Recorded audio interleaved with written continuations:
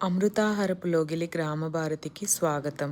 దేశవాళీ వరి విత్తనాలను రక్షించే వాళ్ళలో కర్ణాటక రాష్ట్రానికి చెందిన గనీ గారి రైస్ మ్యూజియం 3500 రకాల వరి విత్తనాలతో ఏర్పాటు చేస్తూ 120 రకాల విత్తనాలని ఆయన సేవ్ చేస్తున్నారు.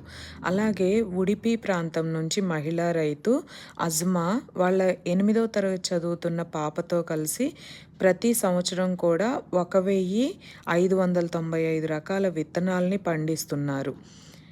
విత్తన బ్యాంక్ కూడా ఏర్పాటు చేశారు. అద్భుతంగా అనిపించింది. ఇదే విధంగా మన ప్రకాశం జిల్లాలో కూడా రైతు సుబానీ గారి గురించి తెలుసుకుందాము. ప్రకాశం జిల్లా సింగరాయకొండ మండలంలోని పాకలకు చెందిన సుబానీ వివిధ రకాల వరి వంగడాలను సాగు చేస్తూ ప్రత్యేకతను చాటుకుంటున్నారు.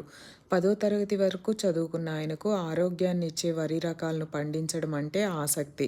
సామాజిక మాధ్యమాల ద్వారా ఆయా రకాల గురించి తెలుసుకుంటూ విత్తనాలను సేకరించి సాగు చేస్తున్నారు.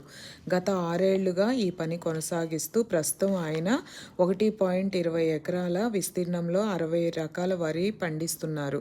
ఇందులో మాండియా మాంజా, దత్వాన్, నవారా, మురిని కైమా, కిన్నార్, తులాయిపాస్, రత్నచోడి, బహుముఖి, బంగారు గులాబీ తదితర వంగడాలున్నాయి.